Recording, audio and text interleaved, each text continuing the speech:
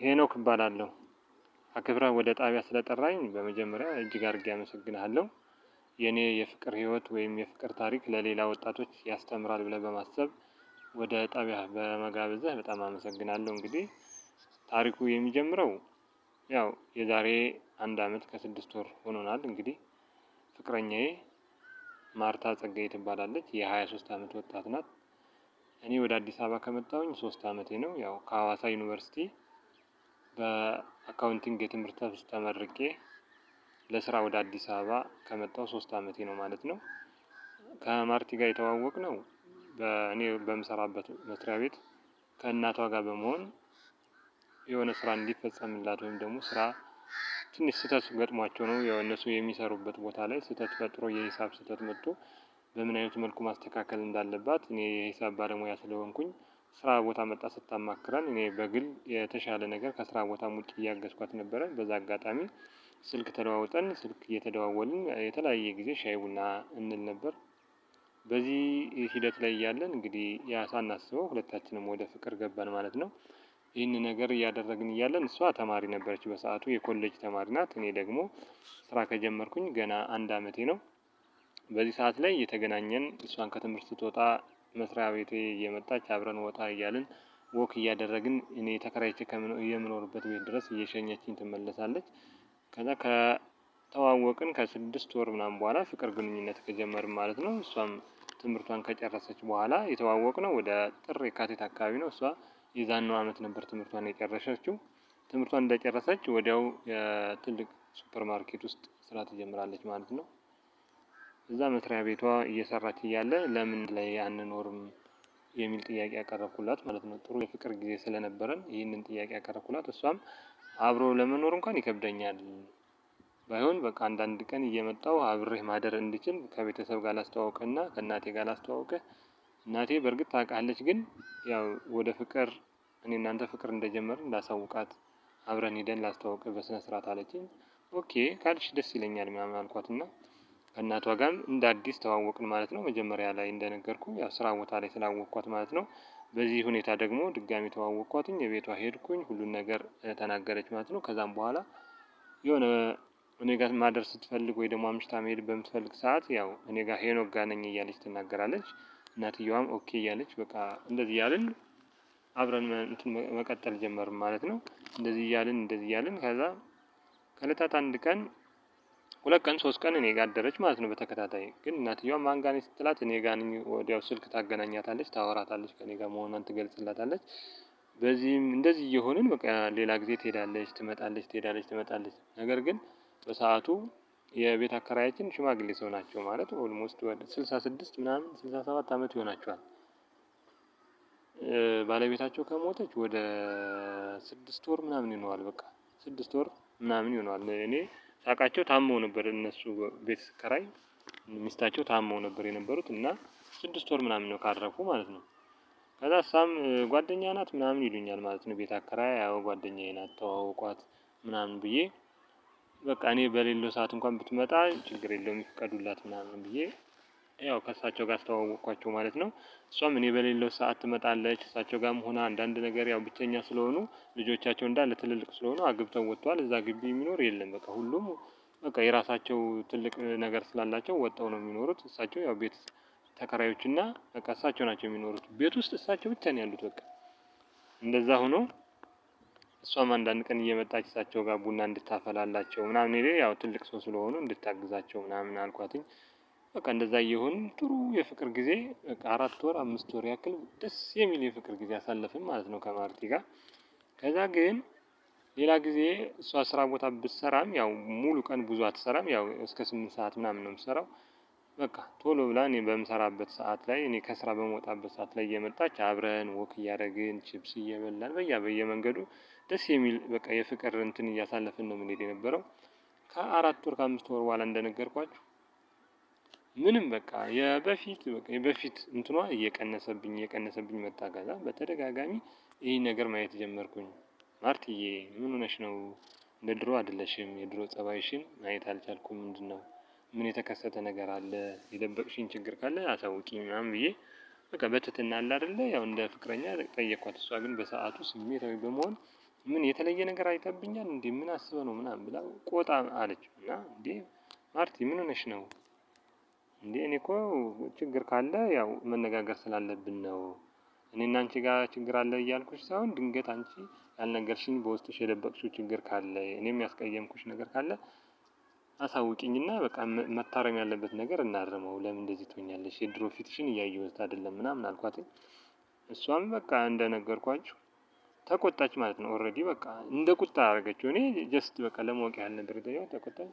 ተይው ተይው በቃ ምን ችግር አለው ተይው እኔ እኮ መስሎኝ ነው ይቅርታ እንደ በፊት ስላልሆንሽልኝ ምናምን ምናምን ብዬ በቃ መልሼ አባበልኳት አቅፌ ምናምን በቃ አሳሳኳት ወዲያውኑ።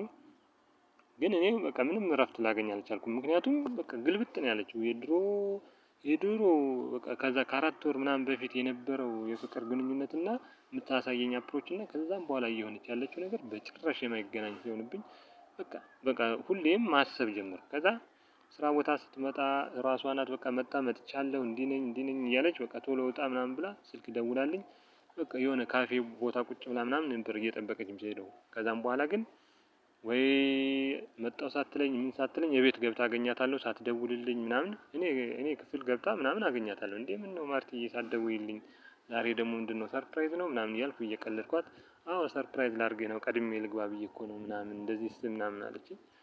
ኦኬ ደስ ይለኛል እኔም እያልኩኝ በቃ እንደዚህ አይነት ነገሮች መደጋገም ጀመሩ። ከዛ ካገኘኋት አንዳንድ ጊዜ መታ ነበር አይነት በቃ ሰፈር ላይ ባለ ሱቁ እንዴ ጓደኛ እኮ አሁን ሄደች ምናምን ይለኛል። እንዴ ለኔ ሳትደውልኝ የቤት መጣ እየሄደች ነው ምንድነው ምናምን ብዬ እኔ ግራ ተገባው። በቃ ከዛ እያሳየችኝ ያለውም እንትን አለ አይደለ መጀመሪያ ስታሳየኝ የነበረውና ከዛም በኋላ የተገለበጠው ነገር እሱ ስላለ በቃ መጠራጠር ጀመርኩ። ምን ሆና ነው እቤት ከመጣች ለምን ሳታገኘኝ ትሄዳለች ምናምን እያልኩኝ ግራ መገባት ጀመርኩ። ከዛ በቃ እኔም ሳላውቀው ያስቀየምኳት ነገር ይኖራል ወይ ደግሞ ከእኔ የምትጠብቀው የሆነ ነገር ይኖራል ብዬ በማሰብ በቃ ሰርፕራይዝ ለምን አላደርጋትም ስራ ቦታዋ ልሂድና የሆነ ነገር ይዤላት ለምን ፍቅራችን እንደ በፊቱ እንዲሆን ለምን እንዲታደስ የሆነ ነገር ይዤላት ለምን አልሄድም ምናምን ብዬ በማሰብ ቆንጆ ቀሚስ እንድታገዛኝ መስሪያ ቤት ያለች አንድ ልጅ አለች። በቃ ስለምታውቃት ማለት ነው በቃ በፎቶ ምናምን ስለምታውቃት ቁመቷን ነገርኳት የሰውነት እንትኗን ወገብ ቁጥሯን ነገርኳት። ቆንጆ ቀሚስ አሪፍ ቀሚስ ቀይ ቀሚስ ትዝ ይለኛል እሱን ገዛውና አሽጌ ምናምን ለምን ሰርፕራይዝ አላደርጋትም።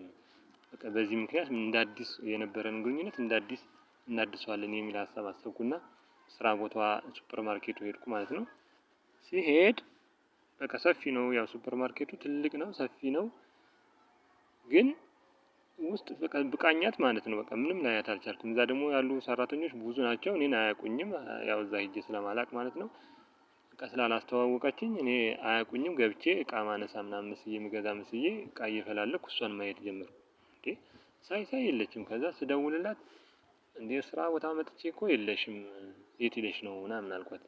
እንዴ ሳልነግርህ እንትን እኮ ነው በጊዜ ወጥቼ ማዘር ጋር ሄጄ ነው ለዛ ነው ሳልደውልልህ በመቅረቴ ይቅርታ ምናምን አለች። ኧረ ችግር የለውም በሰላም ከሆነ ችግር የለውም። እኔማ በቃ የሆነ ስጦታ ይዤልሽ መጥቼ ሰርፕራይዝ ላደርግሽ ነበረ አመለጠሽ ምናምን አልኳት። ችግር የለውም ሌላ ቀን ይደርሳል ምናምን አለችኝ። ከዛ የዛን ቀን ደግሞ በቃ ቢያንስ በቃ አምሽታ እንደምትሄድ ቤት እንደምንቆይ ምናምን አይነት ነገር ነበር የተሰማኝ ማለት ነው። ብዙ ጊዜ በዛ ቀን ሐሙስ ቀን እኔ ጋር ስለምትመጣ በቃ ያን ቀን ጭራሽ እንደዚህ አልጠበቅኩም ነበር። ከዛ በቃ የጠበቅኩትና የሆነው ነገር የተለያየ ስለሆነ በቃ ቤት መሄድ ራሱ ደበረኝ። ምክንያቱም አስቤ የመጣሁት ምናምን እቅድ ይዤ የመጣሁት ነገር ሌላ ስለሆነብኝ ማለት ነው። ለምን አመሽቼ አልሄድም እንደውም በቃ በጊዜ ከምገባ አምሽቼ አንድ ሁለት ብዬ ለመዝናኛ ቦታ ቆይቼ አልሄድም አልኩኝና ገባ ብዬ ቀዝቃዛ ቢራዬን አዘዝኩኝ።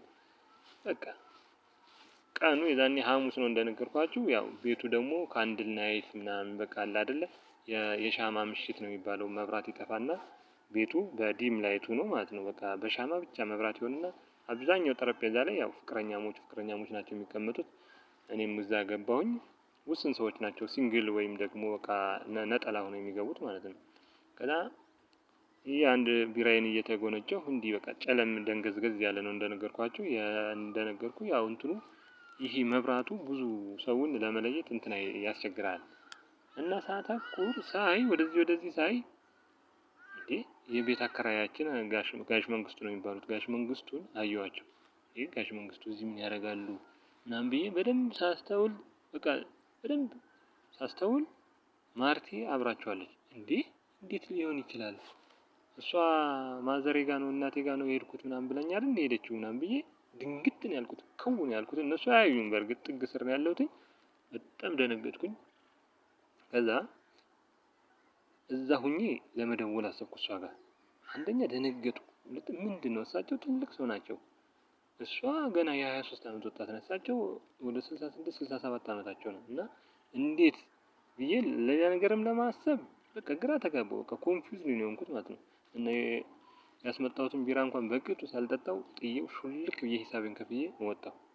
ከዛ ውጪው ከወጣሁ በኋላ ስልክ ደወልኩላት። ስልክ ደውልላት ቤት እንዴት ነሽ ማዘርን አገናኘኝ ታዲያ ምናምን ብዬ ዝም ብዬ ሰላምታ ትንሽ ቀለል ያለ ሰላምታ ከሰጧት በኋላ ማዘርን አገናኘኝ ምናምን አልኳት። ሰላም ልበላቸው ማዘርሽን ምናምን ስላት አይ አሁን አይመቻትም ተኝታለች፣ ስትነሳ በቃ እንትን እልሃለሁ ምናምን እደውልልሃለሁ ምናምን አለችኝ እና በቃ ስልኩን ዘጋችብኝ ማለት ነው። ከዛ ምንም ሰውነቴ ሊያርፍ አልቻለም። በቃ በጣም እንደዛ ስትለኝ ደግሞ የባሱኑ ተናደድኩ ማለት ነው። ይኸውልህ ከዛ እሳቸው ጋር እንዳልደውል ምን ብዬ ነው የምደውለው? ትልቅ ሰው ናቸው። አሁን እሳቸው ምንድነው ብዬ ብቻው ከፍቅረኛዬ ጋር ካንድል ናይት ምን እያደረጉ ነው? ጠረጴዛ ላይ ምንድነው? ወይን እየጠጡ ነው ብላቸው ሰው ራሱ ምን ይለኛል? ግራ ተጋባሁና ሁለተኛም እሷን እንትን ማለት ነው የባሱኑ ወደ ሌላ ነገር መገፋፋት ነው። ወጣሁና ወደ ቤት ሄድኩኝ። ቤት ሄጄ በቃ ማውጣት ማውረድ ከሆነ ሀሳብ ሆነብኝ ሁሉ ነገር ማለት ነው። ምን ልታደርግ ነው እቺ ልጅ ምናምን ብዬ ማለት ነው። ከዛ ስከታተል ሰውየው እንደነገርኳችሁ ባለቤታቸው ሞታለች። ልጆችም በቃ ትልልቅ እንትን አቅም ያላቸው ሰዎች ናቸው። ለብቻቸው የሚኖሩት እሳቸው ግቢያቸው ሰፊ ቢሆንም እነሱ ለብቻቸው ነው አግብተው ምናምን የሚኖሩት ማለት ነው። ከዛ እሳቸውም አደሩ በዛው፣ እሷም በዛው አደረች ማለት ነው። ከዛ ጠዋት በቃ ወደ ስንት ሰዓት ነው? 5 ሰዓት መጀመሪያ ከማዳር ወደ 5 ሰዓት ምናምን ቴክስት አደረገችብኝ። ነገ ጠዋት እመጣለሁ ምናምን ብላኝ ማለት ነው። በቃ ሁለቱ አንድ ላይ ሆኑ። ሽማግሌውም ይመጣሉ ብዬ ቁጭ ብዬ ስጠብቅ አደርኩኝ ማለት ነው። እንቅልፌን ሳልተኛ ይመጣል አይመጣም ምናምን ብዬ ማለት ነው። እሳቸውም ሳይመጡ አደሩ በዛው ማለት ነው። እሷም በዛው አደረች። ከዛ ወደ 5 ሰዓት ላይ ምናምን ጠዋት ረፋድ ላይ ማለት ነው። እኔም ስራ ደብሮኝ መግባት በቃ አስጠላኝ ማለት ነው። አርብ ቀን ነበር። በቃ አስጠላኝ አልገባም ብዬ ማለት ነው። እዛ ቁጭ አልኩኝ። 5 ሰዓት ምናምን መጣች። እንዴት ነህ ምናምን አለችኝና መጣ ጉንጬን ሳመችኝ ማለት ነው። ከዛ እንዴት ነሽ ምናምን ትናንትና እኮ ማዘርን አገናኝሃለሁ ብለሽኝ በዛው ቀረሽ፣ ምነው በሰላም ነው ምናምን አልኳት። አይ ሰላም ብዬልሃለሁ ችግር የለውም እኔ እኮ ሰላምታህን አድርሼልሃለሁ መደወሉ አስፈላጊ አይደለም ብዬ ነው ምናምን አለች። በቃ እኔም በቃ ውስጡ ንዴቴን በቃ የባሱኑ ሰውነቴ ውስጤ ርር እያለ ንዴቴን ቻልኩትና በቃ እስኪ ጓደኞቼ ደውለውልኛል ስራ እንትን ብዬ ነው የመጣሁት ምናምን ብዬ ማለት ነው። ደውለውልኛል ስራ የለም ብለውኝ ነበረ። መልሰው ደግሞ ደወሉልኝ ስራ አለብኝ ምናምን ብዬ ትቻት ሄድኩ ማለት ነው። እዛ እንዴት ትተኸኝ ትሄዳለህ ምናምን ብላ እሷ ራሱ ከእኔ ብሳ እሷ ለመቆጣት አሰበች። አንተ አለ ብዬ አይደል እንደ የመጣሁት ምናምን አለች። እኔ ምን ላድርግ ስራ ስላለብኝ ነው ምናምን ብያት በቃ ሌላ ቃላት ላለመናገር ብዬ ቶሎ ሹልክ ብዬ ወጣሁ ሄድኩ ማለት ነው። ከዛ በቃ ውስጤ እንዳለ ተጠራጣሪ ሆንኩ። እሷን መከታተል ጀመርኩ። እሷን በቃ ስራዬ ዋና ስራዬን ትቼ እሷን መከታተል ሆነ ስራዬ ማለት ነው። ከዛ አንድ ቀን አሳቻ ሰዓት ላይ ሆን ብዬ ማለት ነው ወደ ቤት ዝም ብዬ ሄድኩኝ። ሆን ብዬ ከዛ ቤት ውስጥ እሷ አለች። አልነገረችኝም፣ እንደምትመጣ ምንም ነገር አላለችኝም፣ ምንም አላለችኝም። ቤት ውስጥ የኔ በር በቃ ሰው እንዳለ ተዘግቷል፣ ግን መስኮቱ ገርበብ ብሎ ማለት ነው በቃ የተወሰነ መጋረጃውና መስኮቱ ትንሽ ከፈት ብሎ አየር ለማስገቢያ ያህል ማለት ነው ተከፍቷል። ከዛ ስሰማ የቤት አከራይና የእሷን ድምጽ እሰማለሁ። ግራ ገባኝ። ከዛ ይሳሳቃሉ፣ ይላፋሉ። ከዛ ሌላ ነገር ላይ እንደሆኑ ጠጋ ብዬ ሳይ ማለት ነው አይኔን ማመን አልቻልኩም። ያን የሚያክሉ ሽማግሌ ጋር የራሴ አልጋ ላይ ተኝቷል። በቃ ሰውነቴ ውርር ነው ያደረገኝ ማለት ነው። ውርር በቃ ገብቼ ላንቃቸው ምን ልበል በቃ ግራ ተጋባውና አንደኛ እሷ ከሱ ጋር በመሆኗ ራሱ በቃ ሌላ ምን አይነት ሴት ናት ብዬ ማለት ነው። በጣም ሰውነቴ ራሱ እዛው በቃ እንዴት እንደቀፈፈችኝ ልነግርህ አልችልም። ከዛም ምንም ነገር ሳልል እነሱ እንዳያዩኝ ቀስ ብዬ እንዳላየሁኝ ሹልክ ብዬ ከቤት ወጣሁኝ። ከዛም በኋላ እቃዬንም አላልኩኝ ምኔንም አላልኩኝ ተውኳት። ስልክ ብትደውል አላነሳላትም። ስራ ቦታም ስትመጣ ስራ ላይ ነኝ ምናምን እያልኩኝ በቃ እሷን ምንም ነገር ስለ ጉዳዩ አላወራኋትም። ምንም ነገር እሷ አሁን እንዳወቅኩባት ራሱ አታውቅም። በቃ በጭራሽ አታውቅም ማለት ነው። ምን ሆነህ ነው? ለምንድነው ስልክ ማታነሳው? የኔ ቴክስት 10 ጊዜ ትልካለች። ስራ ቦታ ትመጣለች። ግን እኔ በቃ ያለውን ነገር ስላየሁኝ ማለት ነው ምንም ነገር ባላትም በቃ ጸጥ አልኳት። ንብረት ያለ እዛ እቃ ግን ሽማግሌው የሆነ ሰዓት ላይ ደወለና እቃህን ለምንድነው እቤት የማትፈልገው ከሆነ መጣህ ለምንድነው እቃህን ማትወስድ ምናምን አሉ። በቃ እኔ በቃ ካሁን በኋላ ብዙ ጊዜ ነው ያለችኝ አንድ ቴሌቪዥን ናት። ያን አልጋው ነው ያለችው። ከዛም በኋላ ይሄንንም አልጋ አልፈልገውም። ቴሌቪዥኑን ከፈለጉ ሽጠው ለቤት ኪራይ ሆኖት ከፈለጉ ደግሞ ገንዘቡን በአካውንት ያስገቡልኝ ምናምን አልኳቸው። በቃ እሳቸው ምን አይተህ ነው? ምን ሆነህ ነው? ልጄ እኔ እንደ ልጄ እኮ ነው ማየህ ምናምን አሉኝ። በቃ አመሰግናለሁ እንደ ልጄ ካዩኝ አመሰግናለሁ ምናምን አልኳቸውና እስካሁን ማለት ነው ደውላልኝ አታውቅም። ማለት ደውዬላት አላውቅም።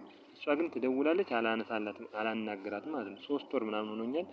እንግዲህ ምን ማድረግ እንዳለብኝ ራሱ ገና ምንም ነገር አልወሰንኩም። ምክንያቱም አእምሮዬ ራሱ ገና አልተረጋጋም። እና ይሄን ሀሳብ በቃ ሌላ ወጣቶችም እንደዚህ አይነት ነገር ሊያጋጥም ይችላል። እሷ አሁን የሄደችበት ምክንያት ለገንዘብ ብላ እንደሆነ እርግጠኛ ነኝ። በቃ ምክንያቱም በሌላ ነገር በፍጹም ማለት ነው በፍጹም አሁን ለምሳሌ በእንትንም ብትል በሌላም ነገር ብለህ እኔ ምንም ነገር ከእሷ ያጎደልኩባት ነገር የለም። ነገር ግን እሷ ሰውየው ትልቅ ሰው ቢሆኑም አቅም ያላቸው ሰው ናቸው። በቃ በገንዘብ ምናምን አታለዋት ነው። እኔ ደግሞ እንደዚህ አይነት ነገር እያየሁኝ እሷን ክፉ ነገር መናገር ስላልፈለኩ ጠፍቻለሁ ማለት ነው። እንግዲህ ያው ታሪኬ ይህን ይመስላል። እኔ ይህን ነገር እንድናገር እዚህ ስለጋበዝከኝ በጣም ነው የማመሰግነው። ለማንኛውም ነገር ግን እግዚአብሔር እስካሁን እንግዲህ 3 ወር ያክል እንደዚሁ ቆይቻለሁ። የተሻለ ነገር እንደሚሰጠኝ ደግሞ እርግጠኛ ነኝ። አመሰግናለሁ።